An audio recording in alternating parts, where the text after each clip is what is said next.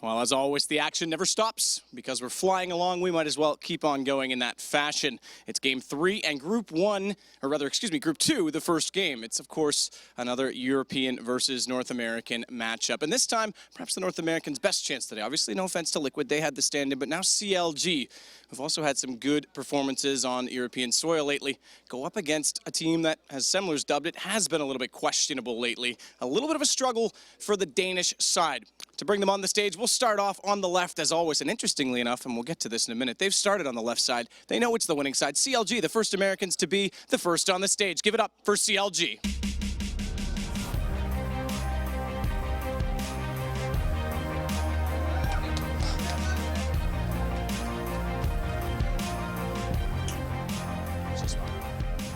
What's going on, Hazed? I noticed, by the way, that you don't have your man bun. There was a bet with Moses. I know you said it was voluntary, you got rid of it, but I'm hoping, and you can confirm or deny, that you're not like Samson the Great, where now your superpowers in game are gone. No comment on that. I will say, though, that Moses missed his opportunity. I think he did, too. I think he did. But you know what, though? Like, I think he was, like, just really out to get you as a vendetta. Like, we're up here talking about hair and cutting it. He can't even do that, so I don't understand why he'd be a little bit upset by that. But let's start off. You guys, famous for playing to the level of your opponent in some ways, always putting up double digits, close games. Doesn't matter if you're playing Fnatic, doesn't matter if you're playing Dignitas, doesn't matter who you're playing, it's always close. Today, you guys got to put your best foot forward. You know that they've been on a bit of a slump. Anything you guys come into, or expecting, I guess, in this best of 3? Hopefully some better play now that we have a coach on our side. He's really been helping us. He hasn't been with us very long, maybe a week or so, but he's already given us a lot of valuable information. Hopefully we can stop playing to the level of our opponents and just like play our own game and take games instead of, you know, having all these crazy comebacks or crazy losses. So hopefully we can be more consistent. You say it hasn't been that much time with the coach, but is there already any mid-round calling, any, you know, on-the-fly adaptation, or is he simply doing demo review and helping you guys with strats out of the game? Everything. He helps us with everything. He right now it's more of an observe type thing. When we're in game, he wants to see how we operate on our own, and then if he sees like a major mistake, he'll point it out and tell us to, you know, fix it. So. Absolutely. Now, you guys have had, again, some recent success with your roles, obviously coming into this as one of, right now, without Cloud9 here, obviously the 2 flagship teams in the U.S., probably the best chances. Is there anything, again, focusing on XTSM, questionable, team question mark, is there anything that you guys have notified about them? Or because you guys haven't actually played them all that much, so is there anything that you expect to see from them, like map veto-wise, you know, scouting report, or is it not even going to be any strat game? I won't comment on that. God, I'm trying, man. I'm trying. Well, I won't pull teeth any longer then. I'm just going to get you out of my face because you're not helping me. But good luck. I'll let you join your team. It's going to be an awesome series. I finally think we'll see a pretty back-and-forth matchup. That said, though, we do have to introduce the next team. And much like Prince, these guys are now known as a symbol. Give it up for Team Question Mark.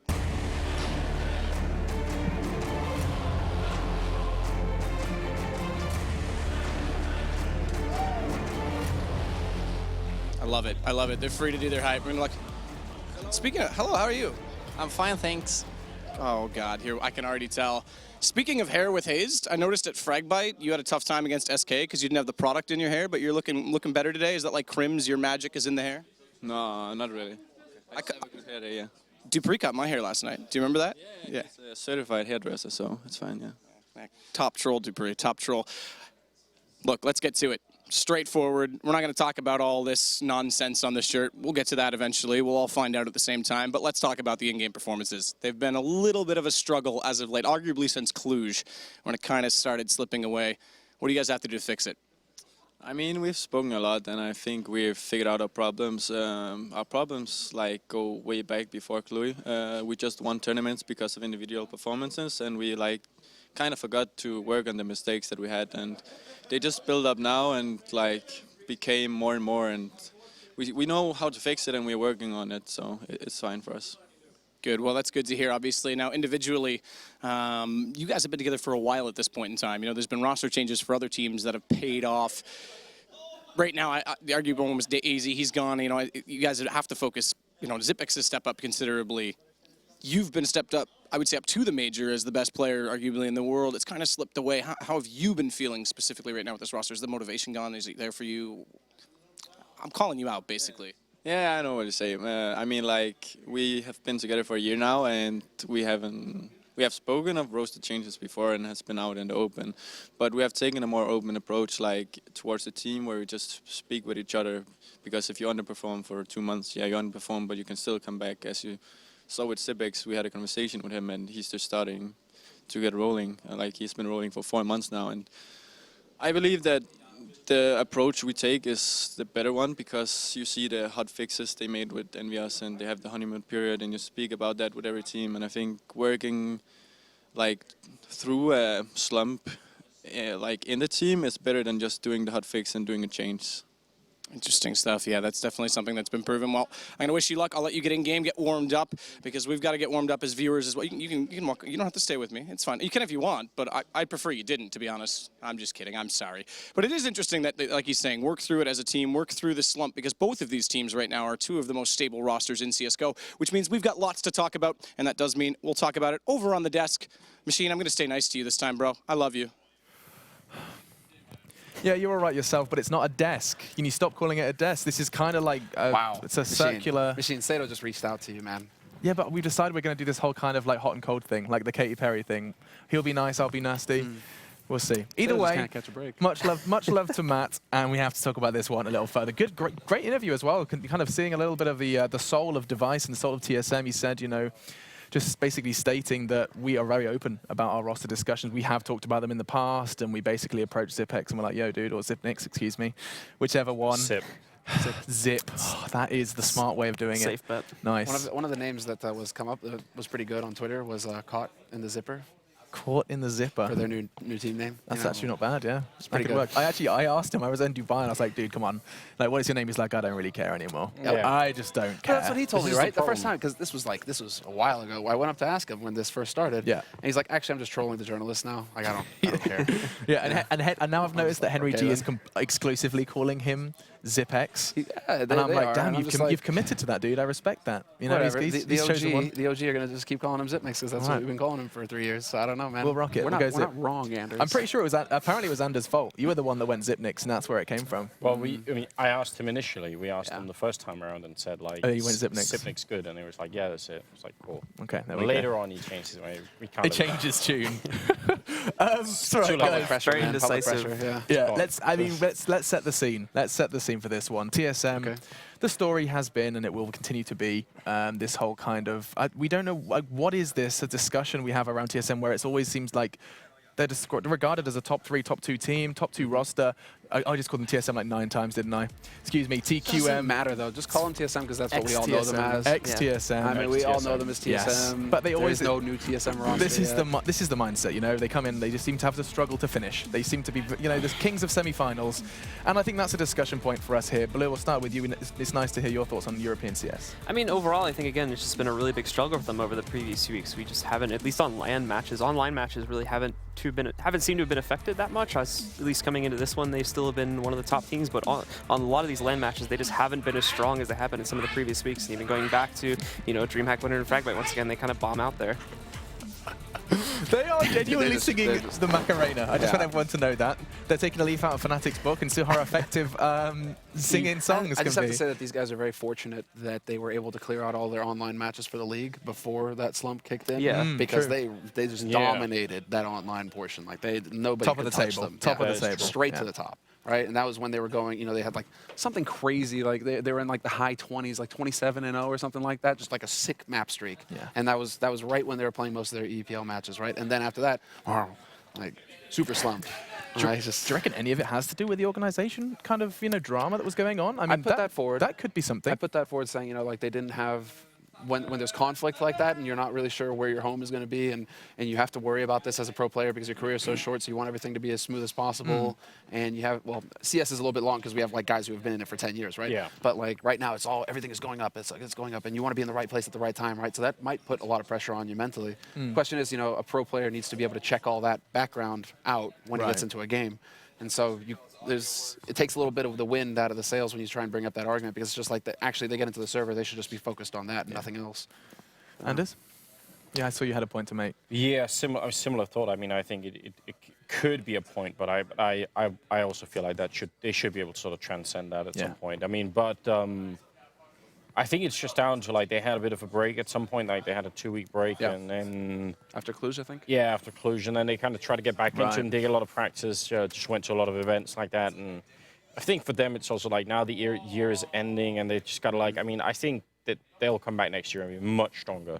But you know, now they're playing CLG, and That leads us into a nice one. you don't want to end the year by losing to a team you definitely should be beating. So Absolutely, and I Especially mean, after, you've touched on CLG. I think you've got a lot of kind of interesting things to discuss there. Of course, they discussed it in the interview there. Matt, being master of his craft, did bring up the idea that they've got a new coach filling in filling in those shoes there, and that's going to be an interesting one. We still, though, the roster is on screen, and the team that seems like they're always capable of keeping it close, keeping it exciting for North America, but only for so long. I think there's a moment where you have to think, if you're a European team coming into this tournament, there's like just a little bit of added pressure because you don't want to be the European team to lose to a North American team. Yeah, I think that's valid. Yeah, you know, you're you're like, we cannot Yeah. lose to a North American team. Sorry, flat out, right? So maybe there's just a little bit more there, you know, on the mind as they're getting into the game. You know, JDM looks like he's very focused right now. You know, trying to doing his drivers. really, dialing it up. You know, editing his losing to a South American team on the other hand. Oh, Well, yeah, It's like exactly. I like yeah. to say South America's best America. South America is the mean, best CS nation. You could Recently argue speaking, you're for, pretty much for correct. North So American aid. I mean, DreamHack winner, right? We're Yeah. going to get to see Luminosity later, guys. Well, guys, to you guys, obviously you guys know. But yeah, that DreamHack winner run was a thing of legend. Like, Truly. amazing. Yeah, I mean, we're going to keep talking about them a lot more later on. I do want to come back to Peter. Let's talk about that for a second, because of course Peter, you know, sat behind NIP for a bit as well. He's now taking the coaching role over. I saw his tweet, and I was kind of low question marks. It suddenly popped up. I was like, hang on a second. He was saying like, oh, just heading off to North America, about to make an announcement. Then he turns up as the coach for CLG. I'd love to know just opening thoughts when you saw that announcement made. I mean, how much of an impact can a coach have on like a European presence in a North American team? I think this is going to be a really good thing for them overall as a team, because I think Moses would disagree with me on this to a certain degree, but I think overall CLG, at least out of all the teams today that are playing, Liquid are probably going to be able to contest them a little bit more once they have their full roster, but CLG probably has one of the better chances out of the three purely North American teams that we have here to create an upset versus XTSM at this point. And now that they have a coach to really solidify this roster together as a single unit as well, I think that can help out immensely. I mean, the question is how much does a coach do for a team? I mean, how much of an impact is he making? Because it's such a huge discussion. Okay, real quick, there's a way to turn that around. Okay. Where it's like, how much does the team do for the coach?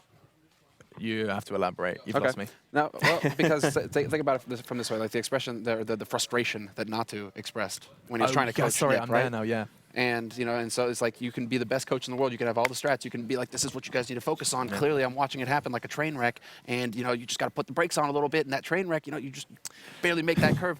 Right? Okay, well, we'll calm down a little bit. But how much can a team actually do? They need to be able to cooperate. They need to be able to actually take what that coach is saying and apply it to the game. It comes down to Sean again. Sean said it just before in the previous segment. Respect. You have to have the respect for your coach, and I don't think that's something Natu had when he was doing that. Or have the confidence in yourself, because if you're afraid of what's actually happening on that server, and you know the coach can be telling you exactly what to do, but you need to be in that state of mind to be able to act on it, and so that's going to be a little bit of a mystery as well. CLG have been a bit of a punching bag race recently. That's no lie. You know, they've been frustrated, and so. You know, are they going to be able to take what that fine Swedish gentleman behind them is saying and actually apply it in the game? I think in that regard, it actually does matter that Peter's from Europe because I think there's more of a chance that they will respect him.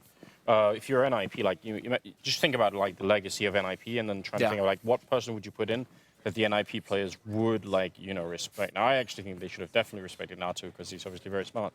But I think maybe their minds were in a different place at that point in time, and maybe there were other problems there. Yeah. I don't think it was just like the NIP players were like, well, we don't care about Natu, let's just move on. I think there's a lot of other things going on. But I think for someone like Peter, sure, I think he could come in here, and I think generally speaking, the CLG guys are pretty open. I've had a lot of conversations with them about things, and they don't seem to have like huge egos that sort of would drive that away. I mean, whenever you talk about like the mistakes they make, they seem to take that pretty seriously. Yeah, absolutely. And I mean, I'm going to go ahead and start with you, Blue, when we talk about the vetoes, because we've got maps to talk about, and this is going to be an interesting one. I mean, like, there's maps you definitely don't want to be playing against TQM, and you can see the veto there. Does that kind of read as a story that favors the boys in blue for the CLG? I actually think to a certain degree. The first map pick they get, Mirage, is actually a really good steal for them because it's actually one of their better maps. Statistically speaking, it is their best map in terms of just purely the percentage of times that they win this one. So this is a great pick for them to steal away from the guys on XTSM. Inferno, not so much, so that could be a rough one, but the third map, Train, as well, they've had a lot of really good matchups there, so this could potentially end up going to 3 maps. That's what we've been hearing across the board, actually. I mean, you kind of got the same kind of thoughts, August. Like, this is could potential 3-mapper. When you talk about the reasoning behind their pick on Mirage, like the first thing that comes to mind is just like CLG, that's their map, or the map that you expect to see them have good results on. And so this is more like, I really like that, and I'm wondering if this is Peta's influence again, right? Because I like that a team, instead of trying to play a weak map of their opponent, they try and play their strong map in which they're confident on. So even if their opponent is good on it, at least they know what they're doing on the map and they know what works and they can get results, rather than trying to be like out mind game yourself a la Nip, where it's like, oh, but we'll play their weak map, and you know, but then you like don't know what you're doing either, right? And You don't know what you're doing either, and then it just turns into this scrum, and then it comes down to aim, and then that's never fun when you're talking about European versus NA, right? So. I think that Mirage is actually like, we could have 3 because that's CLG's best chance right there to actually take it to that third map. Yeah, and I just want to kind of touch on individuals as well for the boys of both CLG and TQM. Whenever I don't know why, and you can maybe explain a little further, but whenever I think TQM, I'm getting used to this now. TQM. Whenever we talk about question mark, when we talk about them and their play on Mirage, I just think Carrigan and holding middle on CT side. Like this, I don't know why, but it just feels like he sets a trend so much. Well, we have the main spokesman here. Yeah. Kerrigan, op mid. Carrigan, I don't have my wristband with me this time, sorry. An advocate for it as well. Yeah. I mean, Carrigan is very strong on that middle. It's been more difficult for him recently because of all the jump script smokes that are coming out, which means... Let's not start that discussion again. We're going to get lost for another 15 minutes. AWPing middle Mirage is a huge problem now. It's really hard to do. Carrigan's still very good at, obviously, so he might be my player to watch on the XTSM roster here. I mean, every time you mention the team, you have to mention Device anyway. On the other team, I think JDM is like a counterpart to that. But actually, more than anything, I'm really curious to see how much. We've got actually a Finesse sitting in the middle here, but either way, when Cutler was in charge of the team and everything, and he was doing a lot of the leading there, he had some really good anti-strats. Some of the European teams they played on Inferno. I hope that they're going to do something similar here. I want to see like a really good terrorist side coming out of them where they have a lot of good calls. Because we know now they can put in the work. We know that they are like willing to do that. And this is where it gets very interesting for TSM, because we've had this discussion many times in the past as far as, like this focus on Kerrigan with the op mid, and they seem to really need him to have an impact with that AWP. Once that got figured out, TSM a few months ago had to, relearn their CT then, add to their toolbox. So they still have Kerrigan mid, and that's always a threat, but they've had to actually improve past that, and now they have more options. So when it comes to these, quick smokes mid, they can't necessarily rely on Kerrigan all the time. They've actually kind of had like a step ahead of everybody else because they've already developed a game that isn't so focused on that op mid control. So, it's not going to be easy for CLG. This is still their best chance, I think. But TSM are a big beast on this map. I think the one thing overall that XTSM also have to look at when it comes to their T side is just the innovation of strategy. The last time I managed to spectate them playing on this map, it seemed very dry, very ill-rehearsed, and there wasn't a whole lot of innovation going on. It was just the same couple of strats being reused over and over again. And their opponent, which if I remember correctly, I think it was eFrag in that matchup. They were actually able to beat them up pretty easily and take the map with like less than 10 rounds going on the board for XTSM. And I mean, the point I just want to come back to, before we completely deviate from it, was you said, with all these smokes now kind of holding middle difficult on CT side with an AWP or not. What are the options? So I've been thinking about this. Like you've got, like aggressive play, which sometimes you see North Americans like for no reason do. CLG or a team that spring to mind actually that just throw like 3 CTs up middle 1 round for no apparent reason. But like, what else have you got in your arsenal? Like, a fast peek from like short. What? You're going for coordinated pushes on the extremities. I think that's always why it's a joy to watch Mirage. It's always been one of my favorite maps to watch flat out. That's the only pin I own. Because you have because me it was like LGB, the first LGB lineup that basically I fell in love with Mirage watching them play because they were so good at that at hitting the timings of knowing when to push into Palace, when to push into Pit, or push B halls. Like just you never knew which way they were going to come. There was either up mid or on the extremities, but they were always pushing somewhere and they were always aggressive. That got figured out to an extent, and so they had to pull their game back and evolve again.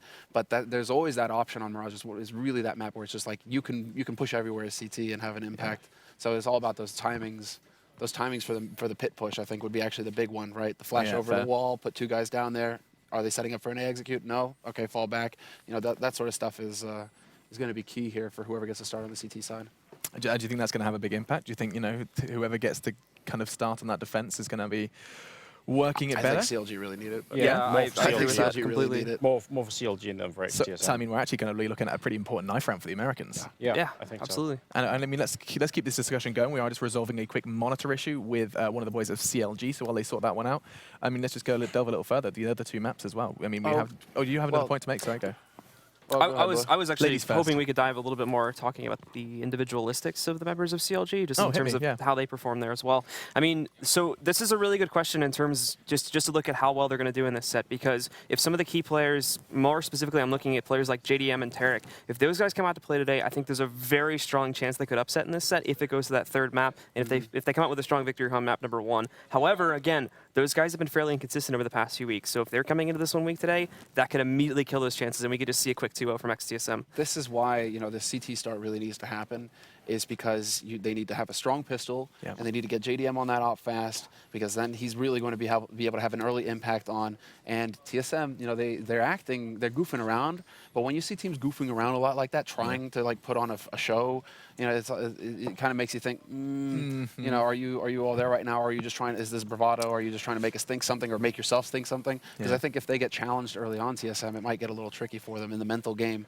because we all know right now that they are dealing once again with that issue of throwing away games or underperforming versus opponents they should never, you know, that should never happen against. Do you know where this leads us into for what I think might be the more interesting prediction segment that we've had so far this morning is going to be predictions for Mirage. Where are we seeing this one go? I mean, like it's been pretty clear-cut as of yet, but we're going into one that you guys have. It would have totally changed if Conquest had gotten to the CT start, for example, on Inferno, right? You know what we saw. You know, so this knife for me is like super important. I think that CLG really need to get it. If they don't get the knife and they have to start T side, and TSM can start their wall of defense that they're famous for. Yeah. I would see TSM taking the map flat out, hands down. Okay. But yeah, so it's like it's kind of dependent on who gets the side. I don't know. Do you guys agree? Do you want to do it like a kind of? Well, you can't. I guess we just have to say that TSM. We're gonna pick a side. He's calling question TSM. mark. Okay, I'm just gonna go with TSM because they're question mark. I got you, August. Yeah, thanks, man. How about you? They're gonna take this map. Yeah, I fear it's going to be the same. So yeah, I'm going to go for question mark as well. You did bring up Tarek and JDM. I think it's absolutely true. I want to see a lot out of Cutler as well. Yeah, I mean on the fragging front as well. And I think he's impressed me a lot recently. I think he was CLG's like MVP for IEM. I mean, he was at the top of the scoreboard a lot during that one. I will hold faith in America. I'm probably gonna regret this decision. Okay. But I will go with CLG for this map specifically. Right here, boys. Yeah. There it is. There's I'll the put some belief. There's a faith in little bit America. of it. I mean, it is called red, white, and blue. You're obviously nearly there, third of the way there already. 30%. I got you there. Right, 33.3 recurring. Actually, if we're gonna go all the way, dropping some math bombs. But I think it's time for us to jump straight on into map 1 in this best of 3. We're gonna see how the Americans fare. The desk, or rather the couch, is a little doubtful. But we'll jump straight into the action with your casting pair. It's Moses and Fiflaren. What have you got to say, boys? What's going on, guys? Here with Fiflaren. How's it going? I don't know what to think anymore, Moses. Yeah. Blue, you know, that's shit harsh. the bed completely. That's rough. You never go for America. No, not at all. This is Yeah. going to be interesting, actually. Yeah, we talked about Are you this. going to do play-by-play, or am I going to do play? I think we'll just kind of mix it up. Oh, yeah? Just drop a lot of knowledge. Yeah. Have you ever casted with a color caster before? No, I haven't, actually. Really? Is this the first one? Yeah. Oh, my God. And it picked me. Yeah. Every single person Well, out I there. knew, you could raise the bar. That's what it is. Yeah. Things about to get creamy. Okay. It's over. I'm done. I'm out of here. Let's just call it a day. What do you think about this match, Moses? Yeah, this is really, because this is one of these last two matchups that we have are the ones that we all thought might be able to go into this into that third map. We haven't seen it yet.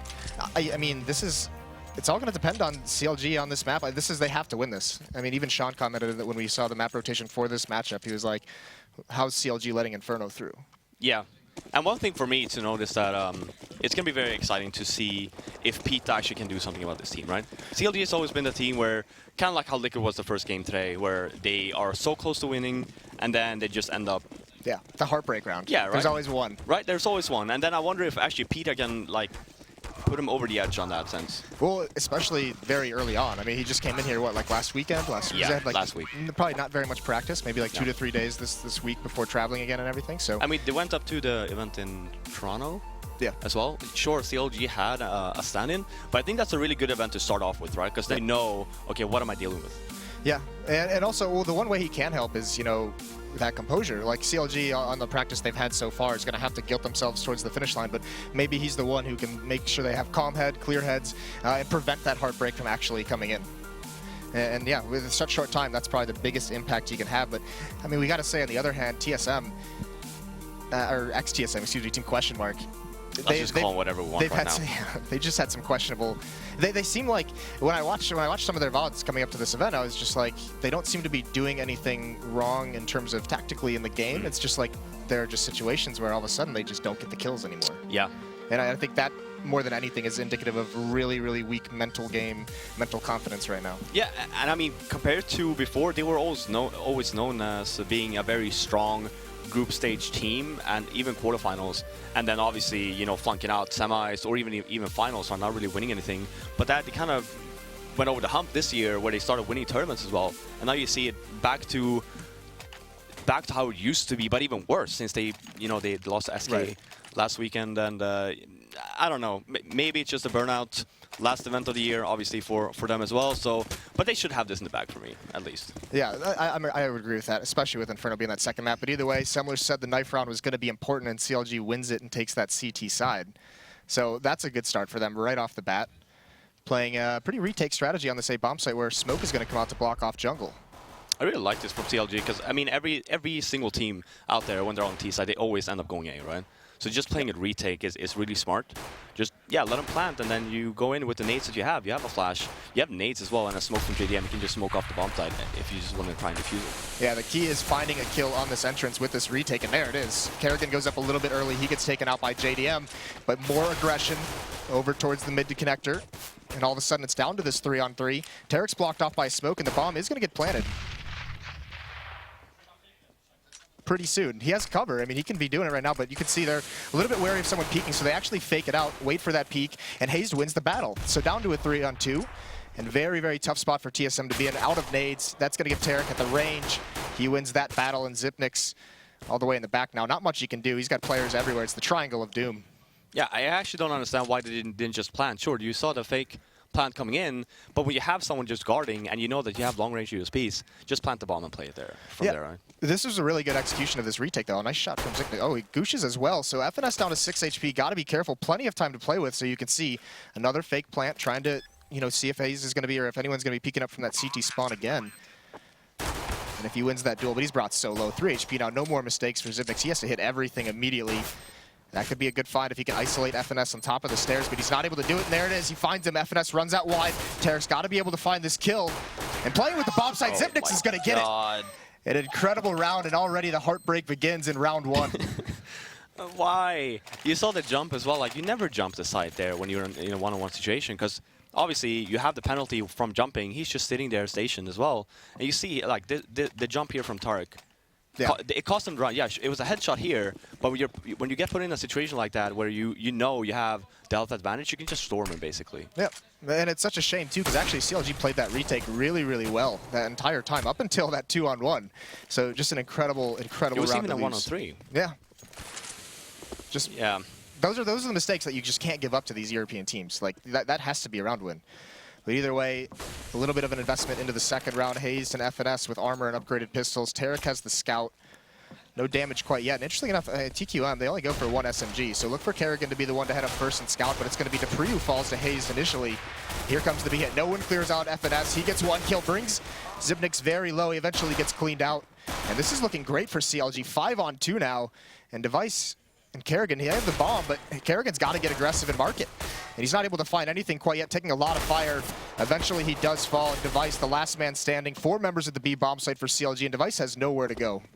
Yeah, and this is exactly what CLG needed. I mean, just mentally losing that pistol, which is a round that you should have won, right? Think of it this way. If they ended up losing the game with whatever, like 16-14, yeah. What do you think they're going to blame? Oh, the pistol round. Yeah, they're going to go back to that. Yeah. So now, I mean, winning back the eco is great for them. Obviously, especially after losing the pistol, which they really shouldn't have never have done. For question mark though, going B on an anti-eco, I never liked that idea. Like, you want to take over mid first, check out at least, smoke it off even, so JDM with the scout, you just get locked out to get some control first. Right, yeah, exactly, and very much as well. And that was the thing. Kerrigan also had the SMG, and he wasn't the first one. He wasn't the one scouting anything out, so they lost some rifles very early on, and CLG's able to clean it out without losing anybody. So they get all these AK-47s and Galils for free. They don't have to spend any money into this round except for some armor and nades. So that's actually a really, really good round to win, especially with so many rifles on the board for TQM there. But a little bit of a battle. JDM not able to finish off Kerrigan. Now he knows there's another one jumping underneath him. Can't land that shot, but still a very good defensive hold. That nade does massive damage. It's actually quite funny to see, because normally if you end up losing the anti-eco, you tend to buy it next round. You see here, Team Question Mark just buys some pistols, but they don't actually full buy, which is not something you see that it's not really that common anymore. Yeah, it had to have been, that decision had to have come out from the fact they lost so many rifles. They're like, we're going right at AKs and Galils. It's not like they salvaged a P90 and an SMG. And on top of that, it wasn't even close. Right? CLG, I think they survived with 4? 5? 5 even. So like, just buying there, yeah, sure, maybe. And this comes into play with, like, if you're an inexperienced team, you might actually just end up buying there anyway, because you get frustrated. As, oh, can't believe we lost that. Just rebuy, win it back, right? Is that here you do have a smart play coming from Question Mark, where it's like, well, just buy a bunch of pistols if you guys want, see what kind of money you have, and then just forget about that round. Yeah, here's the dangerous part though. Look at the economy on CLG. Because they salvaged 4 rifles, they don't have to spend any money in these 2 rounds. So yeah, at least on buying their guns, they pick up nades, but everyone is just skyrocketing in terms of their economy. So once again, it's going to be a save out of Question Mark. No armor picked up, only 1 smoke and 1 flash, and all of them heading towards the A bomb site very, very quickly. So this is going to be some kind of an execute. Best case scenario right now for TQM is they just want to get the bomb planted. Yeah, and even then, I mean, they don't. Sure, it's a bonus, right? Because then you get the little $800, but we'll still be able to buy plenty next round, even an op on Kerrigan if he wants to. Right. Yep. And that'll be the big thing too. Is how's that op battle going to go? JDM, huge time opper for CLG, but there's the bomb plant. It's exactly what they wanted. What can they do from here? Kerrigan's going to push through, but he gets caught out by Cutler. CLG holding CT spawn very, very effectively in this round, not losing too much. It's only Hayes who's fallen so far, and down to just 2 players is TQM. FNS, they've got to know where both of them are. There goes Cajun B, and Device is going to get cleaned up by JDM, jumping over with the scout. So good rounds for CLG, not losing very much once they won that second round, once they took it back from TQM, but not getting punished very much. No, exactly. Yeah, sure. TQM, they didn't really have anything to work with, right? You have a flash and a smoke and some P250s, but getting the bomb down is key for them as well. They do opt to not go for a single op, though. And then for CLG's part, you did see the upgrade on JDM. He actually didn't really need to do that. When you have that kind of buy anyway, just keep the scout, save the money, right? Yeah, see what comes of it, see what happens. And on the other side of the board, TQM, they do not have an AWP at all whatsoever. So JDM comes up towards the mid window. He's going to get smoked out, though, so ineffective. He's got to rotate off. An easy mid control for TQM. Kerrigan's already pushed his way up towards connector stairs. A lot of Molotovs out, but he's going to start sneaking and clearing his way in. And he's going to have a nice angle. Once this hit comes in on the A-bomb site, once the execution, he's actually come right through the smoke, and Hayes spots it. So he gets the jump on that one, finds that first kill, but there he falls. JDM with the AWP chiming in. 4-on-3 now for CLG. And with this man in bed, actually gets tied up. Cajun finds one. So now they have a situation. They got to wait for these smokes to clear, but FNS gets it through the smoke. That was crucial. A very, very important kill. Slows down the plant. Kerrigan should have just waited in connector there, that 1 round. Just end up planting there, because now even if you plant that way, you're not going to have someone in connector to actually... That's a bad plan for you then, essentially. Right, and you can see, I mean, Cajun's just bombing flashbangs over towards CT spawn, providing cover when they have no smoke. And Cajun, this is a spot where you have to hit that first shot, and he does. He grabs JDM. The off is down. 2-on-2 retake situation. Device still in the site. Cajun knows one's at his flank. He can't win that battle, though, but Device has plenty of time to relocate his position. FNS, he's got to make his move quickly. Does have a kit. And now he knows exactly where Device is. He's going to jump up on top of Device very, very intelligently. He's not committing to these fights, biding his time, and there he commits to it. Sprays down FNS, gets their second round, and they're on the board. And he's even going to, no, just at the last second, you can see. Yeah. That's the worst when you throw your gun into spawn. Yeah, but it was a good recovery, though, from Question Mark. Especially like I was talking about, like Kerrigan, for him, he should just stay there in connector. Like there was no CLG did not contest that at all. Just staying there, waiting for your teammates to hit the bomb site. You can just stay there and basically kill the guy that essentially killed your planner. Right. So then it leaves you in a better situation. Sure, they salvaged the situation anyway. Good job for them. And then now you see again here from CLG, since they were you know, so fortunate on not losing that many people on the ecos, they can actually buy again, and JDM with another op. Yep, AWP for him. Still nothing on the TQM side. You saw Device not able to salvage it there at the end of that last round. It's going to be a three-man defense at the A bomb site, so once again, full control of mid. There is one boosted up in towards the vents, it looks like, but Kerrigan's going to bypass him completely. He sees that vent isn't broken whatsoever, so he's just going to walk his way, and actually no one from CLG, they have no clue this is coming. There's no eyes on this. Kerrigan is about to just ruin their day if he turns this corner looking at the bomb site. But he doesn't find anyone, but he's still in such a great position. Now he sees Hayes fall back into CT spawn, and he's got to be so confused right now while he doesn't see any defense. I mean, look at this. Now he's running, though. Yeah, and Hayes is going to clean that one up. So nothing comes from that kind of a position. And actually, now it's a little bit scary because he saw no one. They might not know Cutler's there whatsoever. He could play a huge role into this round. FNS, he does fall. There's where Cutler decides to peek. Sprays down the first one. Can't recover in time to get the second. 3-on-3 now. Holding strong, and Zipnix falls off the balcony, not able to clean him out of position. And he's just biding time now. Now the rotations are in, all because Cutler cannot get cleared away. And even Hayes chiming in with spam through the box. So this is collapse for TQM. Looks so promising once Kerrigan got into that spot. Just couldn't capitalize on it, and Cajun left in a 1-on-3. Yeah, I'm going to call it. Not much you can do here. Look at the time as well. But you saw the same situation again, actually, from Kerrigan. He comes in. Now he actually got boosted. You have that whole area, right? Why are you can't see anyone. Okay, so then, oh, they're probably in spawn, right? So when you get that entry, I think Zipix got the entry in Palace, then just leave it. Just stay where you are, because they have no idea where you are, right? So you're cutting off the rotation, and then you just plant again towards connector. You can put the smoke down there if you want, and just Kerrigan has basically free pickings because, again, they have no idea where he is, right? Instead of just going in, you die, and then you have no control whatsoever. Yeah, it cuts the map in half, essentially, and JDM and Device, they exchange fire, but it's Hayes who's going to clean out Device, give themselves a man advantage, and this is a force buy for Question Mark. They do have an AWP, but it's all Deagles and upgraded pistols with armor and nades behind it.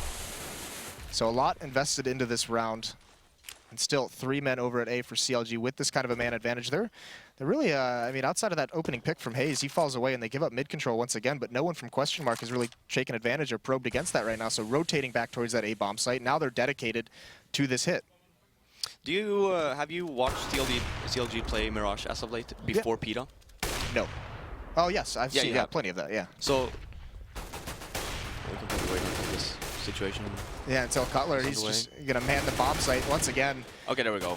So then question for you, right? If you just compare like the setups right now, where the CLG just essentially just leaves mid as it is. They don't even contest the connector, they just leave it completely, right? Is that something new? Or is that something that they have done before, even before PETA? It's normally when they challenge mid, it's when they have a double op setup. And they'll have, like, you know, Tarek with an AWP will get on catwalk. They'll sometimes have JDM and connector or window. So otherwise they never contest it. Yeah, and well, actually what's new from them is, you know, finding that first pick and they fall away from it. A lot of times it's like a battle where they stick to just fighting out there. But I mean, that's smart. Just get that man advantage and fall away from it and use it.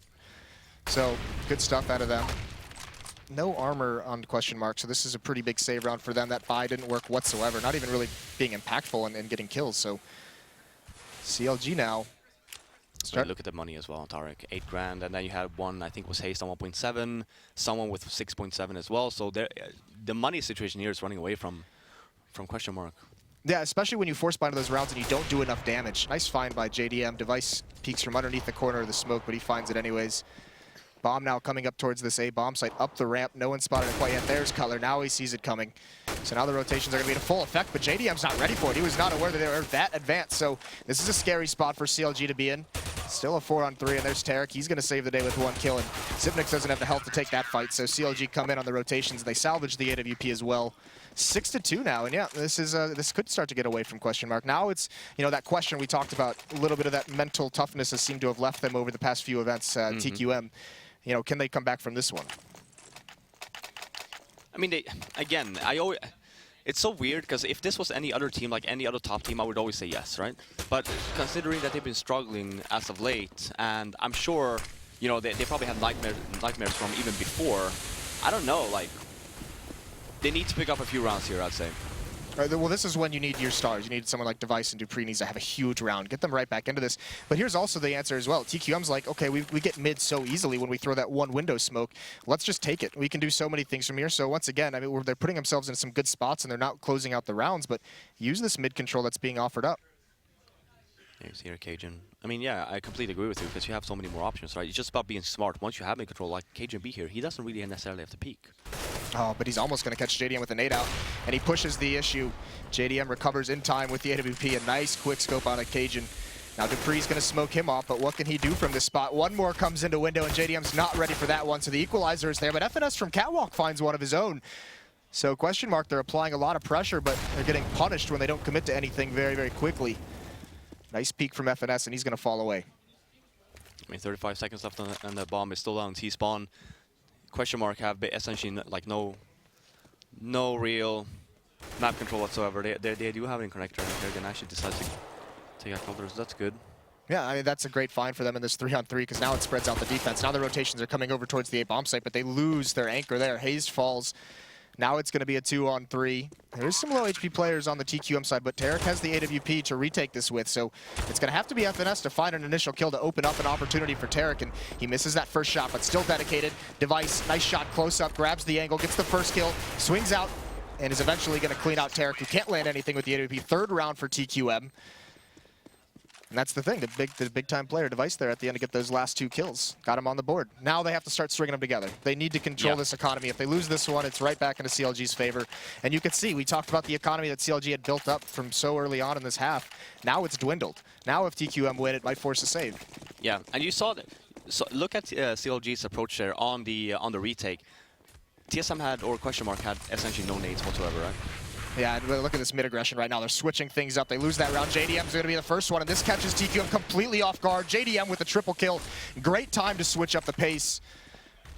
We'll have to find out if that was maybe the PETA influence. I really like that approach because they haven't contested mid whatsoever throughout the game, right? And then now, that one round is like, well, let's switch it up now, right? We lost the one because they got map control, or they got mid control. Let's just push then and see what happened. JDM with 3 great kills. And just, you know, question mark, you were saying in the beginning of the round, they need to grind up some rounds now. So just like, if they had won this round, would have put CLG on an eco, right? Instead, you still let them with the, you still are not through the stretch where CLG, you know, will have a sloppy buy or, you know, force buy. You're not there yet. Right. And, you know, that push is a beautiful call, but even the call to just fall away afterwards. Look at this, all 5 members back into the bomb sites. So they're not willing to risk getting picked off. JDM, he's in a spot to grab information if they're going to be dedicated to the A bomb site, but he's able to turn around very, very swiftly to support Tarek. And a little bit of a tough angle to deal with as the remaining TQM members encroach on this B bomb site. Nice shot from Device, he lands it. And even JDM falls, so all of a sudden, now it's on a retake situation. Now it's a scary spot to be in. And Zipnix, he only has 2 HP, that's the tough part. And there is going to be 1 CLG member flanking in those B tunnels, B halls, and Zipnix, he's got a whole catwalk, but he can't land it quick enough. Only 2 HP. Hayes, that's an easy cleanup for him and Device. Last one left at the bench in a 1-on-3. Got to come up with some kind of a hero play. Can't land the first shot, and that might have just be it. Not able to get that kill. It's just a matter of time, and Cutler's going to be the one to clean him out. And plenty of time for the defuse. Yeah, good job from CLG, actually just waiting, taking their time, making sure that all of their players are there, and then you decide to just push them, right? So good job, because you did have someone in kitchen. Yeah, this the JDM push, obviously, getting the 3 with the help of Cutler. But yeah, very, very actually cool and calm and collected, retaking that bomb site. I think most of the times normally you see they go, that's why I always complain about when they retake the mouse and they go 1 by 1, right? Right. There it was just, okay, let's wait for one another, doesn't matter, you know, don't get stressed because the bomb keeps on ticking, just do it slow and methodical, and eventually, you know, we do, yeah, again, we see a push. Yeah, this is just taking control of the map, and that's the second time. Zipnix not prepared for it, has his knife out, and even Cutler's in the site to slow this down, so their retreat is not cut off. Nades and Molotovs string out, and that forces TQM to stay inside this choke point. Hayes, plenty of an opportunity to find a kill, but he misses. It's the Tech 9 from Cajun who does it. And now all of a sudden, Tarek's feeling a little bit lonely under balcony. And he's not going to win that duel. The Tech 9 of Kerrigan doing its work, and all of a sudden this is shattered very quickly, but JDM finds the planter in the smoke, slows things down. And now they can gather themselves. FNS is now rotated over as well. No nades for TQM. Device has a Molotov to use, but he's just going to hide underneath balcony while his teammate, that's going to be Dupree, who's making the rotate all the way around towards B bomb site. So plenty of time to work with, but Device has a long time to be patient and stay alive underneath this very exposed position. Yeah, but this is very smart though, because CLG know that they had that bomb, right? So then look at JDM, he's going, okay, well maybe he's flanking right now. That's why it's a very smart move to actually go from B, because no one would be expecting that. Oh yeah, this is the last thing that you can even tell. CLG, JDM might have checked the flank, but he didn't check the big one. Didn't check this massive flank. But now FNS has an inkling. Enough time has passed that he's gotten aware. Great game sense from him. Finds that kill, and now Device, you've got a big job to do. Does find a smoke to use, and he's going to isolate JDM, go for this kill, but he's not going to win it. He thinks JDM... Actually, that's kind of a funny situation where JDM tries to jump up on stairs, misses the jump, and it actually saves him a little bit. Yep. But I really like this from CLG. Just you have the aggressive approach, and you have the approach where, well, just play it very safe, very defensive. Just leave mid complete, just play the bomb site. So you have both of these situations where it has worked out great for CLG and for Question Mark right now. Again, forced on a save, not really getting any control whatsoever. JDM with yet another off. Yeah, he has $0, but you know, look at the buy, right? Right. Just support for CLG. Stay alive. And they have given up the B bomb site completely. They have, I mean, this time they've switched things up consistently. A lot of mid control in these 2 rounds. 2 people on Catwalk, Hayes and Connector, and even JDM and Window. They've just cleared everything out one by one. Nicely done from them, not taking any damage. Being able to build up that economy. Device might be able to get a couple kills here, but the bomb is down in mid, so he can't even get a plant. Tarek's just going to clean him out. And here's the thing, TQM's composure at the opening of these rounds has been a little bit, you know, a little iffy. Because that push, they caught, JDM catches so many players with knives, and they spent so many rounds getting mid control for free. Great change of pace there, but then the next round when they push into halls, I mean, Zipnik's had his knife out as well. Yeah. No, it's time now for Question Mark. It's like, just take your time a little bit. Yeah, you can take mid control, but just play a little bit more defensive in the beginning. Just hold your ground and just wait to see if CLG is actually pushing. If they're not, then you can take it over. Now they're being a little bit more cautious with this mid control. Smoke comes out, but also a Molotov towards Connector, and very fast pace. 2 members get down. Tarek's boosted up though, and another free kill for him. So many rounds in this that CLG's had an advantage of, and they're utilizing it very well, capitalizing on all these situations. Yeah, I mean, CLG, I think they're playing a really good CT side on Mirage here. Just always making sure that TSM second guesses them, or Question Mark. JDM, nice pick, peeks into those upper B tunnels, finds Device. Still a man advantage. And Cajun, he's going to jump into window, but Hayes is right there and ready for it. Punishes that. Now CLG complete control. Zipnix has got to do something coming up this A ramp. He's been spotted out by Cutler, and wisely Cutler's not taking this fight. He's saying, okay, got to wait for some teammates to rotate over. We'll see how far you guys are willing to commit towards the A site. And now you can see that 3rd member of CLG starting to cheat over. There's a good find from Kerrigan. Hayes is the one that falls. So Cutler still mans CT spawn. That plant, that fake tap, lures him out of position, but he wins the battle anyways against Zipnix. And now, once again, in a 1-on-3, a TQM member's got to come up huge. Kerrigan with the AK. He's going to push onto Cutler, but can't find it. Cutler playing so well in these situations. Very smart positioning from him. Yeah, and if I was speeding now, again, NA thing, right? You're in the lead. It's 10-3. You're doing great. Now just take a deep breath, right? Just for this round, you don't have to push. You just play the bomb sites, because you know that either Question Mark will just force buy or they will save. Right now you see here it's a little bit of a, yeah, they have some money over. It's a half buy, whatever. Just play it safe here. Just make sure that, again, don't do any unnecessary risks. Just take over bomb sites together, or retake bomb sites together, and then coming into 11th round, maybe you want to even play defensive there as well, because you've been very aggressive throughout the last 5-6 rounds of the half. Yeah, you've had some very aggressive play, some success, but let's not have that heartbreak come back. And this is the more incredible thing is that we haven't mentioned in some time is they lost the pistol round, and it's 10-3 for them. So Kerrigan, now he's in the Tech 9, he gets in the window room but can't win the battle. Once again, CLG members holding strong, except Cutler and Hayes. Immediately as I say that, they just fall. Defense gets shattered. Dupree with big plays. Here it is. Here's the heartbreak. What could be just a dominating half. TQM is taking control of this round. It doesn't look like there's going to be any avenue into this retake for CLG in a 2-on-4. Yeah, I mean, you saw that JDM missing that op shot should never really happen, right?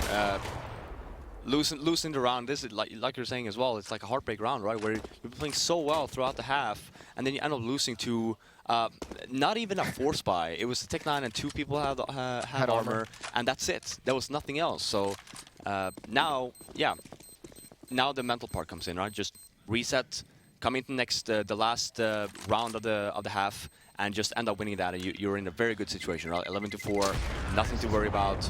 If you win the pistol, great, but it's not really needed at that point. Right, well, I mean, here's the thing, too, is for how good this half has looked for CLG, TQM would love to get away with 5 rounds here. That would be quite an incredible feat. Either way, this time around, it's going to be that full buy. AWP on Device, AK-47s, you could see just spamming some Tech 9s onto the ground because he has so much money in case any of his teammates need an upgraded sidearm. And here's the double op setup for CLG. So once again, going for a switch up. Tarek's going to get aggressive at Halls. He's going to grab an angle, but no one's going to be there from TQM. They're taking the bomb towards the B bomb site where FNS is all alone. And even just one player grabbing control at the top of mid. Hayes is going to be the one who might be able to spot him out, but Kerrigan walking. Hayes doesn't know he's gotten by. This is, once again, Kerrigan's found himself in a very sneaky position to be effective. And here comes the B hit. FNS is focused over towards the B tunnels, and he falls to Kerrigan coming up cat. Great take from TQM. Shatter the defense so quickly, and now Kerrigan just going for more. And all of a sudden, I mean, last round of the half, but there's real no way that this retake is going to happen for CLG in a 2-on-4. Cutler's got to find something early, and he's not. Device has the angle. Long range of that AWP just cuts it off. And now Tarek, you got to go for it. Misses the flashbang just a little bit, and Dupree's going to be already in there. Very, very nice half for CLG. Actually, a very impressive half from CLG, but TQM still getting away with 5 is good. I mean, considering that CLG let TQM move up mid, you saw Kerrigan 2 rounds, 1 in connector and 1 get boosted without being noticed, and then last round there, walks up catwalk, Hayes just completely misses him, right? And then you end up losing the B bomb site because you, like for Hayes, it's like mid is clear, no, don't worry about it, because you saw FNS, he was just standing there, aimed towards B bomb site, just having his back towards catwalk, just ended up dying, right? So it's still very impressive for CLG having 10 rounds, despite you know, not making sure where the Team Question Marks players are. Yeah, and you saw the stats there up for JDM, 170 ADR, doing some good work with that AWP. Thank you, theScore eSports, for those stats they provided. And now into the second half, just around 5-10. And you can see Zipnix, he's just going to get aggressive. He sees no pressure in Halls, and he's going to push all the way up. But it's Dupree that finds that kill. They do a 2-man push, and Hayes gets baited into peeking, and he falls quickly. And CLG, they would look like they want to put a little bit of pressure on, but the catwalk prong of this attack is not here yet. It's just going to be one member now, and Zipnix trying to bide his time, and they land the shots. The rotation is in. You can see, look at TQM, 4 members here, and this is going to get shut down out of CLG. Yeah, only having, the guy that went down, did he have a smoke or nothing, just armor? Yeah.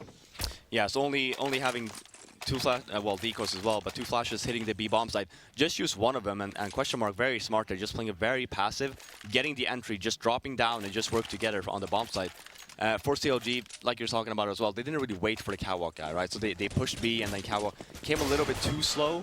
And then it wasn't really quite synchronized. One of the T-side pistol rounds CLG has loved on this map is 1 going towards A and 4 in those B tunnels. So maybe TQM with that quick rotate, you know, that's something they scouted a little bit. But now buy up into this second round, except for JDM, who's the opper. He's saving the armor to try and have that in the 4th round. And you can see, try to take these range battles with the pistols. It's not working out. This is a completely different style of mid defense that we're seeing out of TQM. 3 members peeking, 1 from connector, 1 catwalk, and 1 window, and they shut everything down. Yeah, I mean, that's the beauty of Mirage as well. When you have so many options, you can either contest A, or you can play very defensive. You don't really bother with mid, but you play retake A as well. Or you can push mid and you just leave A and try and retake that way as well. That's what Question Mark is really, it does a good job with, where you never really know what they're going to end up doing. And that's something that you saw actually CLG do previous half as well, which is something you haven't really seen before. So I'll be very, very now for CLG moving forward on the first weapon round here. Just make sure you don't get caught off guard. Just stick around a little bit, and then just see what Question Mark does. If they contest mid, okay, sure. Then what's going to happen, right? They're going to retake A. Then just make sure if you do end up hitting that bomb site, that your position is great. Maybe even push CT spawn. Eric's going to get that opening kill onto Kerrigan. So it is a 5-on-4, but there's no armor, there's no nades on the CLG side, so they've got to get much more of that, and Device is going to equalize things, spraying down onto FNS. They'd love to get a plant here. It is a little bit of a retake strategy, but like I said, there's no smokes on the CLG side, so I mean, they can't block off any of these rifles, and it's just going to be easy pickings at range. Cajun actually commits very, very wide to this fight, and he's just going to tap away. Device comes in, clean up some of those kills, give Cajun some nice assists, build up that stat. Yeah, just try and do some damage towards Team Question Mark here. Nice job by him. It's actually Tarek that got the kill, but it was I thought the same thing when it actually happened. I was like, did he really get on-aimed by a Glock right now? But Tarek actually had the P250. It looked fantastic, though. Yeah, so the first buy here, obviously you have the op on Kerrigan. He's known for being a great opper on this map. Just, I mean, he's good overall, but this map he excels at. And JDM has it on the other side, so, you know, not investing in armor now, he's got it. So could be a little bit of a duel, and actually Kerrigan with this angle, I don't know if Hayes did spot him, so he forces him back. Some nice spam through the edge of that wall, just puts enough pressure on Kerrigan. He's down to 57 HP and falls away, so now we have mid control, and that's a missed smoke, so that does not go where they wanted it to. And now they're not blocked going up catwalk, so they have to readjust. Yeah, it's a very important smoke to actually miss. Because now you have to spend one more there, and if you want to, you know, get connector control, and then you see here, you see bomb moving towards A, you need those 2 smokes to cover off CT spawn and stuff, right? So well, you can see they called it off. He just said, I missed the smoke, I'm coming back. We're just going to do 4 men towards A. So there's an important prong of this attack that's missing, is someone coming or lurking up connector. There is one over towards the B bomb site. He's alone, and that might be for a very, very big flank later on in the round. But now the execution comes out. TQM drops a Molotov on top of the ramp, but Hayes runs right through it. And Cutler's going to get the first kill on a device. They still haven't cleared out one member on the balcony, and that's Cajun. He's going to find one. He gets a second. Crucial play from Cajun. Very, very patient. But now everyone else from TQM blocked out by the smoke. Hayes has control of CT spawn, finds that kill, and Dupree very quickly is the last man left on stairs. And he's got 3 people to deal with, and there it is. FNS finally comes in with that flank coming from connector, and that's the first gun round for CLG. Yeah, and I mean, great job from CLG. Like you were talking about as well, FNS missed the smoke. They end up calling it off, going towards A instead. Exactly what I was talking about. Hayes pushes down CT spawn to get more control. Love that. Yeah. That's perfect, because if you don't do that, he's going to come from CT spawn and just going to get sandwiched, right? Run from connector or jungle, and then from CT spawn. Instead, take control. You end up winning that fight, and then it's basically a round 1, right? You have so much control of the bomb side and the actual whole of A side. You can't retake that. Yeah, it's so difficult if there's a terrorist in that CT spawn, so you're right. Very, very smart play, but another Everyone's missing missing nades. Yeah, Device missed that nade in window. The Molotov from CLG comes out, hits a fence post. So, a little bit goofy with these grenades, but either way, once again, CLG maybe, I don't know if it's because of that Molotov, but once again, it looked like they wanted to go up catwalk, and now they just reconvene back towards the A bomb site. Very similar to this last round. 4 members dedicated to this A hit. Tarek with the AWP. This is double up on the T side. Yeah, I don't either. For Especially Tarek, why you go all by yourself with an op there? If you end up going down there, and then you have Cajun with B with the buy. Yeah, exactly here. Now you essentially just, now you have no control. You have 1 over up in mid, and you have 3 guys just waiting to hit A. Yeah, you relinquish map control. Now you get punished for trying to take over halls late. So 5-on-4, Cajun in much the same spot he was in last time on top of the balcony. The bomb for CLG, though, has gone back towards the B bomb site. So they've swung it around the map, and this might be a situation. They're going to send 1 player. That's Hayes. He's going to go up ramp. He's got to find kills, and he's got to do it quickly. He's got to make some kind of a presence. Just spamming through the smoke isn't going to do it. Now Kerrigan's going to punish him, but now they know. They say, all right, we got that 1 kill. No one else is here. And now you're going to start seeing Device on his horse. He pulls out the knife. He's rotating already. FNS coming up catwalk. He's going to slip by the rotation, but already the attack in the B halls is just getting demolished. JDM with the op can't do anything quite yet. Zipnix is going to find that angle over by Van. He's going to get the 2nd kill as well, and he's someone that Device actually mentioned has been playing very, very well these past few months. Yeah, and yeah, with Tarek going down there, I really like the approach. That's a Peter call right there, where they hit the A bomb site, they win it, and then next round, just do essentially the same thing, but you fake it towards B, right? If Tarek would not have gone down there, then it would essentially have 2 guys that would be faking, both Haste and Tarek there. Tarek with the op, watching Palace, and the Haste just walk up. Instead now, he goes down, and then you essentially just have 1 dude running up A with an AK. You're not going to fall for that fake. Yeah, that doesn't really do anything, especially when Hayes didn't even get any of those kills. But there's Kerrigan still with the op. You mentioned it, you brought it up. Kerrigan being a very, very good offer, especially on Mirage. And here he is exerting some dominance in these past few rounds. There's a little bit of mid control for CLG, but TQM has pretty much confined them to what they have, not letting them gain any more ground. And now Dupree feeling very aggressive, going hunting for some of these eco kills. He's going to jump down. He grabs the first one and the second. 3 kills for him on the round. So 11-10 now. CLG still in the lead, but it's dwindled. Yeah, and here's the decision now, where it's like, oh, we can buy. I mean, you get the AKs, you get some smokes and stuff, or you end up half buying essentially what CLG is doing, where you get the Tech 9s, you get smokes and flashes, even Molotovs and armor, right? And then you can, even if you end up losing this round, which is great, you can still buy, and you still have an op on JDM if he wants to. Right, you still have that ability to deal economic damage, keep the money for the CTs in check, but that's not going to be a good start. Device just spraying through the smoke at the corner, finds that first kill. The Molotov comes out to prevent him from doing it again, and now they're going to send 2 up connector, 2 up the A ramp. Is there going to be any success in this Device in the smoke? He gets caught, he runs right into JDM, and JDM's aware of it first, but some of the kills come out, so actually Cajun, once again, just hiding in closet, bides his time, finds 2 kills, and it's all down to Cutler, who's made his way towards CT spawn, grabbed control, but there's nothing that he can do with it from here. There is one member, Dupree, very, very low, but Cutler, he's got to win this duel first, and he's actually dealing the damage, and he spins around, but can't connect onto Dupree. So 11-11 now. yeah, getting 2 kills, probably not what they were hoping for. At least try go for a plant, right? So even if you end up losing that round, you can essentially lose this one as well. You can still do a little bit of a buy. But yeah, again, it's a good buy here from CLG. You have the op on JDM, you have all the nades, you have mollies as well. You even have 3 Molotovs so here. So probably going to see a well-executed round here where you use 1 smoke or 1 molly in the sniper's nest here and the other 2 just to take control somewhere else.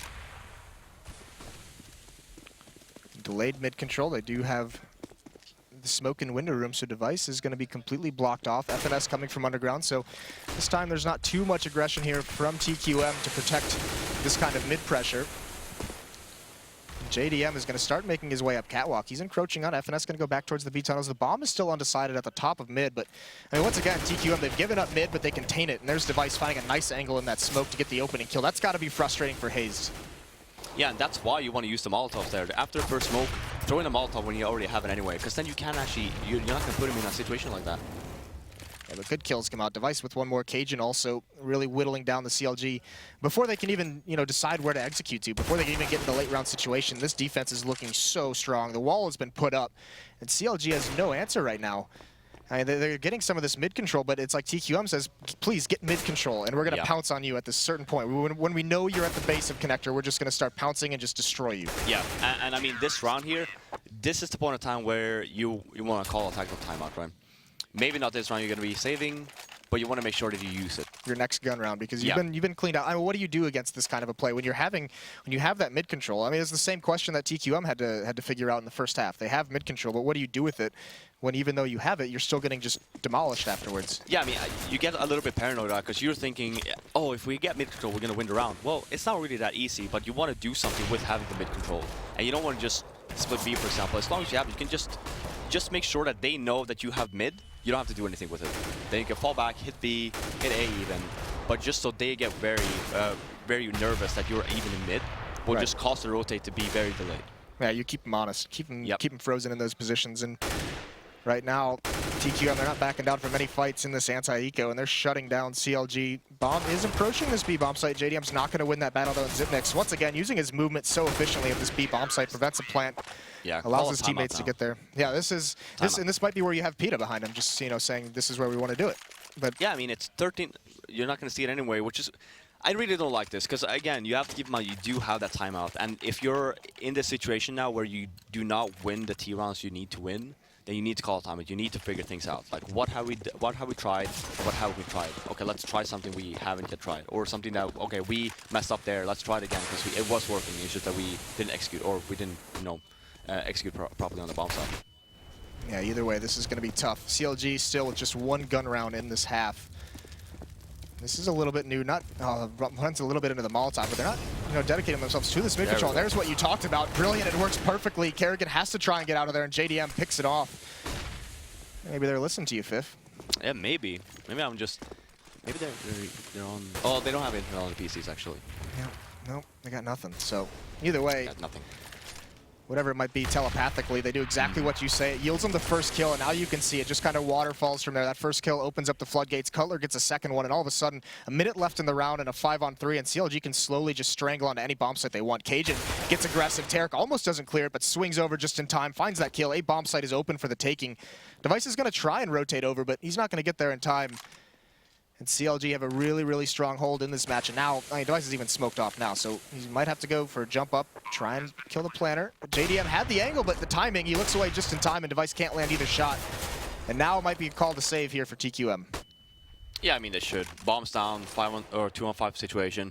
Kind of weird that CLG ended up planning the way they did. Sure, I mean, again, 2-on-5, but when you have connector, you have cowboy, you have everything. Just play it safe in terms of plant correctly, just in case you end up like falling, because then all the 3-4 guys that you have over here, if they end up defusing, they're not going to be able to do anything. Yeah, I was just about to notice that they were all rotating and evacuating the bomb site to a position where they didn't have eyes on the bomb, so risky situation, but still, Device just stuck around to try and deal some economic damage, get 2 kills, keep their money low, make them rebuy, so if they do win, if they do get themselves up towards 14 rounds, it'll be a very, very weak, very much weaker buy for CLG. Either way, CLG, that's the first gun round in, it was 5 straight for TQM before that round, or 6 straight? No, 5 straight. Yeah, 5. Yeah, a great round by CLG. As I was saying, Molotov off the sniper nest. Kerrigan just ended up dying, right? And like you were saying, the waterfall, right? After he dies, what does every team do when they're in a deficit? They want to chase. They want to equalize the score. And that's exactly what happened. And CLG, they were prepared. So then it was a 5-on-3. Tarek, great job there. Now with the A side as well, 5-on-2, and then end up winning the round. And being aware that they didn't have map control of that portion, making sure he cleared every corner. So now CLG very much dedicated to a B hit. This time it's 4 members in these B halls. One over towards mid is going to fall back now, but here it comes. Zipnix, he's got a big job to do. He misses a flashbang, but it doesn't matter. Hayes jumps out. That's the bomb. So now they have the full rotation on. They don't have to be scared. And TQM, Zipnix is just a beast in this situation. And how is he going to get cleaned out? Hey, look at this. He's making it so if they want to clear him out of that spot, they have to swing wide, and that put him in the crosshair of his teammates. Such a strong defense. CLG gets cleaned out. Yeah, I really don't like that that round from CLG. Winning the previous round, trying to do something new, where it's like basically walk into B, but then they got spotted, and then B is very hard to do that with, because the stretch that you have to run after you get spotted is actually very, very long.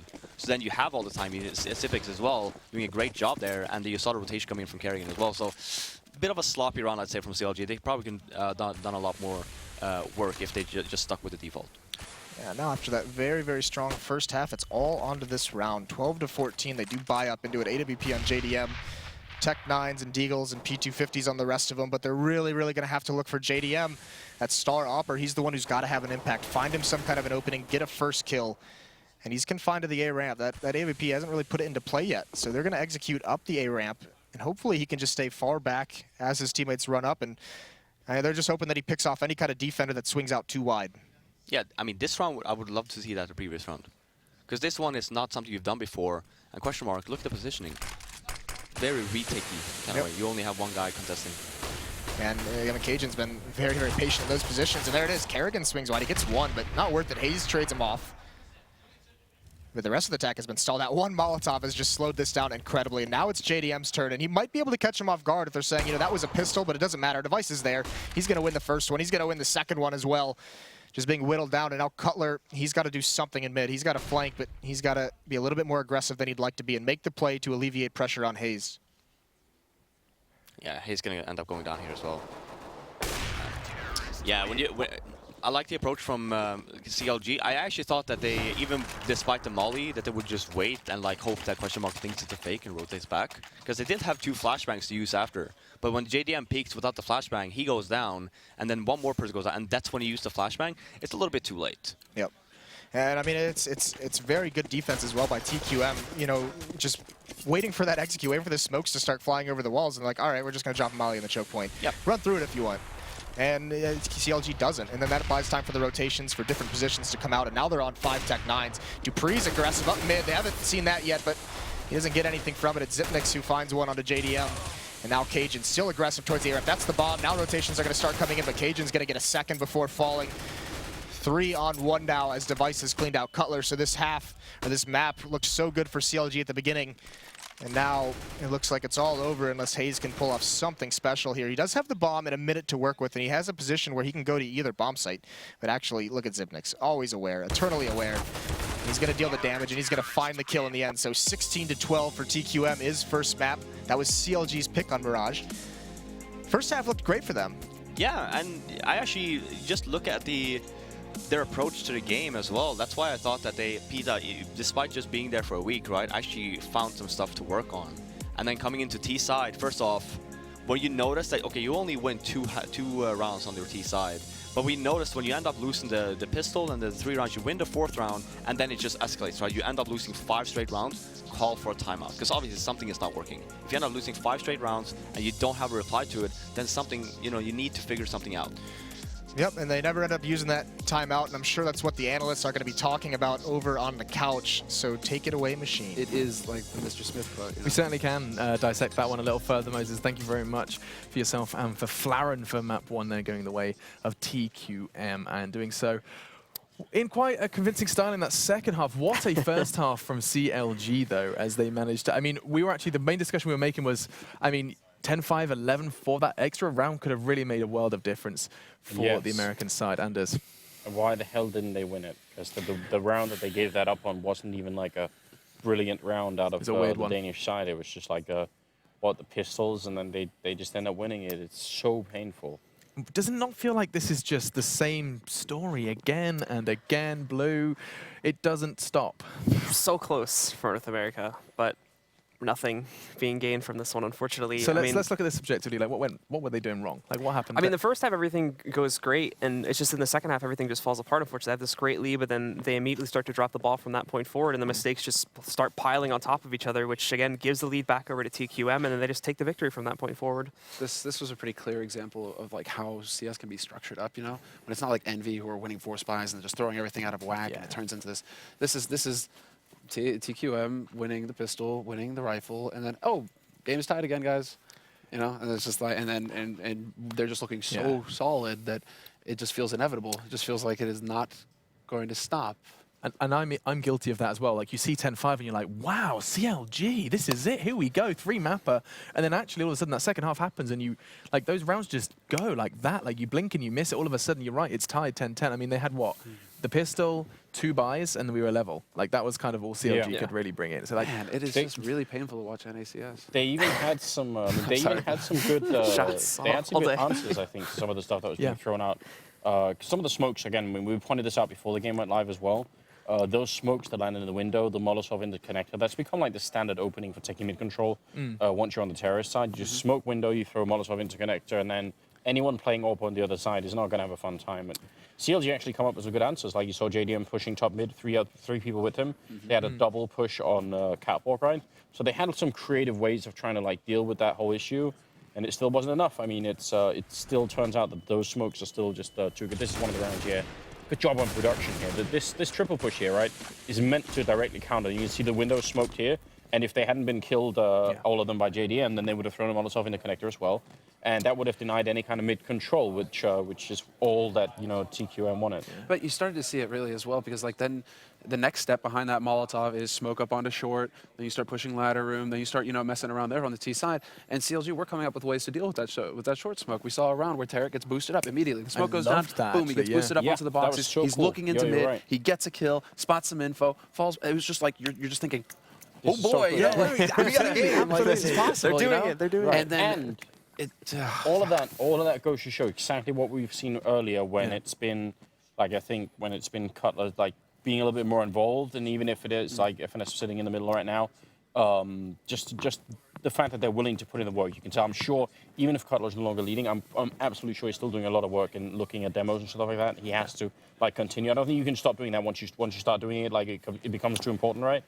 And playing on the CT side, it's so much easier to look at demos, right? But once you're playing on the terror side, you can do some of these things. But once you're playing on the CT side, it gets a little bit tricky, right? And that's what they ran into. That's once it started getting into the danger zone of like, okay, TQM, they're tied up now. They've got a good economy. The pressure really started to set in on CLG. That's when it felt like they started making those mistakes again. The big thing. are you thinking about Hayes? Because I'm thinking about Hayes. That round on B where he took the ball in first, where he didn't on peek his out own, very quickly. jumped straight out. No, that's another one as well. Oh, sure. Yeah. Well, yeah, Tarek coming out of B apartments. I think that was the big thing. Where it was like the Hail Mary play, and you when it starts turning into pushes where the first man out, it's almost like watching Freiburg on Nip. It's like he's like, I'm gonna do it, guys. He goes out. He's like, guys, anyone, team. Like, where is everybody, right? You can't have your first man into the site and then 3 seconds later the next man show up. Like it just you need to have this. This is where you start to really see like the fanatics, the envies, when their entry man, he goes in first and then he knows he's got 2 guys on his ass right behind him and they're gonna get that trade frag and then you just crush onto that site. That's how it's supposed to go. Right. You don't run in drips and drabs and just let yourself get picked off one after another. And to just kind of bring up CLG's kind of the things we can commend them on was the fact that we could hear them talking and actually comms are good. The comms were really good. Tight. It was good, especially on their CT side. We did lose them a little bit on the T side, wouldn't you say? I mean, the biggest thing that would have really allowed CLG to get back into that match and keep that lead going strong into the second half would have been if they were able to restrict XTSM's economy right from the beginning. But they failed to do that. XTSM started off strong, and they pretty much continue strong for the rest of that half. So they don't have this advantage. And then, again, they were into that problem that you were talking about before where they just don't really really have that courage or that overall that willingness to push out onto the sites and whatnot. So they get timid, and Conquest did this a lot versus Fnatic as well in that last set, but they just sit themselves either inside of the apartments or wherever they're pushing out from. They never really make any progress, and then they're just slowly picked off one by one by the members of XTSM.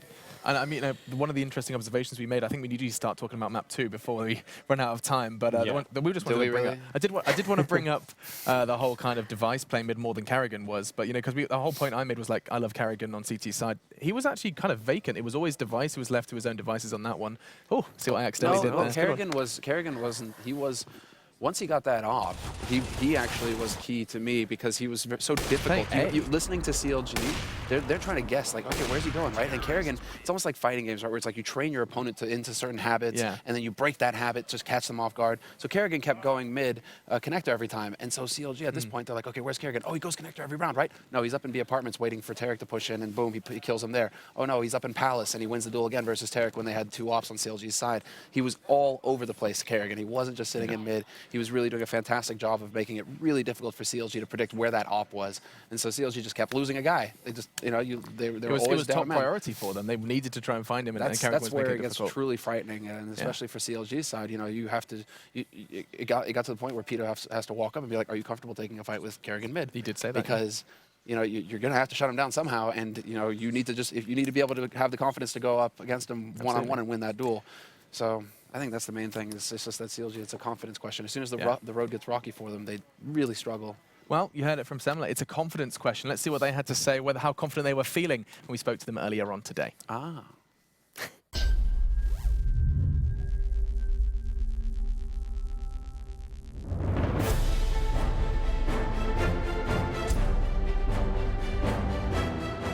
I'm FNS, and I play for Team Counterlogic Gaming. I think overall, as a team, we've grown a lot, in-game and outside. We had a good start. We were like 5-1, and then kind of progressed onwards. I would like to think that we'd make top 4. Question Mark is probably the most difficult team to play in our group. They just came off a rough loss, and overall, they haven't been playing that well, so hopefully we have a good chance of beating them. If we can make it past the group, I think we could win the event. I think skill-wise, I don't think we'll have a problem against the European teams. I think it overall comes down to tactics, and if we can match up there, then the NA scene should be able to do a good job. I'd like to see Liquid do really well. I think they're doing a pretty good job of progressing throughout the scene. They've proven themselves at an international caliber, which they hadn't done before, so it's pretty impressive to look at. We'd like nothing more than for us to upset and for other North American teams to upset Europeans too.